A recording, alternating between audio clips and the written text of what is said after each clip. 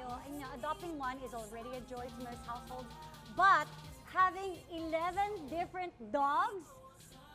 Paano? Riot yan, guys! Mars, Carmina, Parzoran, you have 11? Yes, 11 dogs. 11. 11 na. 10 sa loob ng bahay, yung isa na sa labas. Bakit naka-quarantine? Naka-quarantine siya. Hindi, kasi yung Golden Retriever yung nasa labas. Supposedly guard dog, pero sobrang friendly niya. Dumadaan na kami, dumadaan na yung pusa, dead ma lang siya. So parang hindi na siya guard dog. An, Ay, what? nakakaya kay Kuya Kim. Alam ni Kuya Kim ang Golden Retriever, di guard dog. Han! Nakakaya, sorry Kuya Kim, I'm sorry.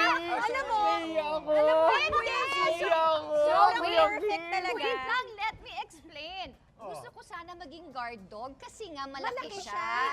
Pero nga, Patatakutan siya. alam ko nga Kuya Kim na hindi siya guard dog kasi nga child-friendly siya, diba? Actually, of all the dog breeds, the Golden Retriever is the least candidate to be a guard dog. Yan na na ako yan sinasabi. Tatay, I know that naman.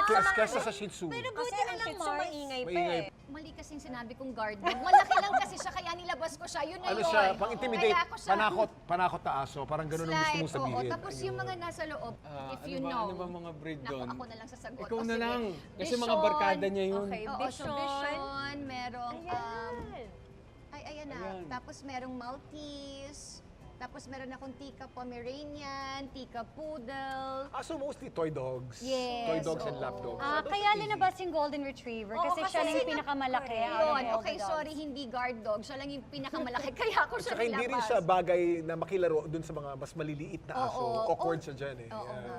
Hindi, but I was wondering, was there ever an instant nga na may nangyari when you had the Golden Retriever inside the house? Ako hindi, ito totoo. Kasi si Mina, ugali niyan, after dinner, lalaruin niya yung aso for like 2 to 3 hours yan. Okay. Dahil siya, hindi, masyado niyang love yung mga aso, hindi niya kaya i-discipline. Kaya yung mga aso, kahit ganyan kaliliit yan, nagkakagatan sila. Siya ang nakakagat lagi. Nakakalmot, hindi niya Ma-what? chupi-chupi, ganyan. Actually, yung sinabi mo, that's very important for you to know, Carmina. Kasi ang aso, they're pack dogs, they're pack animals, no? They need an alpha or a leader. And the leader has to be the human. If sobrang mahal mo ng aso mo, na sila nagiging alpha at ikaw yung nakakagat-kagat, they're not happy dogs. If you want your dogs to be happier, you have to lead them. Kailangan ikaw yung, kailangan Ito meron ang kang no leader command. Siya ang leader, Siyang hindi alpha. ako siya. Oh, that's... So Paano ikaw, mo Kuya nililipat? Kim, Ayaw wala niya ang ng tanong, anong magtitrain. ginagawa ko sa mga... Anong Paano ginagawa? ginagawa Galit to siya. discipline? Hindi, wait Hindi lang. niya, pak! Ayaw tumigil. Hindi, Wag, wag, Joke lang, wag. joke lang, Tinatakot joke lang, joke lang, lang. tinatakot Ano lang. lang, meron lang akong sleepers, pinatutunog ko lang Sound yun. lang. Oo. Pinatutunog ko sa wall.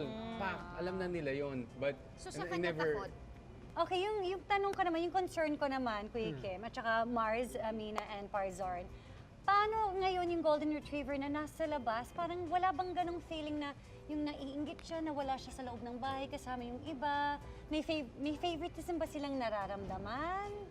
Well, sa amin wala. Kasi I make sure na nilalaro ko din yung aso sa labas. Especially si Mavi. Si Mavi talaga, ano yan, mahilig din yan sa dogs eh. So, meron talaga siyang special time for my Golden Retriever. So, hindi naman siya naiinggit kasi minsan nilalabas ko din yung mga small dogs ko, piniplay ko with Kulitin naman ngayon siya. with Sunny, that's Sunny Girl. Yun yung name ng Golden Retriever ko, Sunny. So, wala naman. But that's good, at least. At Yes, least. oo. So meron pa rin siyang social time. Oh, Because yeah. dogs are very social eh. Hindi mo pwedeng iwanan ng asong mag-isa. Ay, hindi. They end up very Oo. miserable.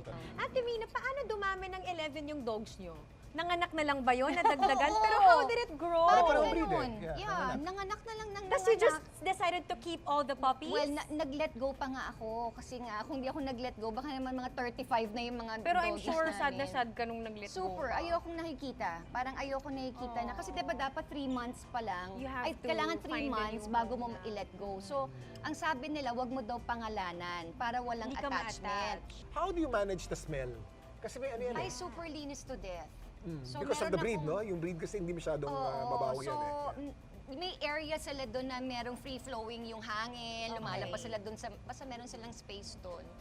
So aside from the pasyal outside, so meron yung space nila kailangan mahangin. Tapos meron talaga akong isang special bucket na may mop na Just to tubig clean. lang.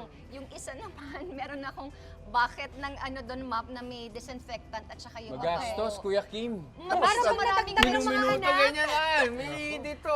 Oo, tapos may Yaya! tapos may mga Magastos, disinfectant. ang tip ko din, charcoal wee-wee pads. Ayan, that Kasi works, it yeah. it lessens the smell. And then they're all toilet trained, no? Meron silang wee corner. Meron silang corner doon, Wee-wee so corner. alam naman Okay, nila. that's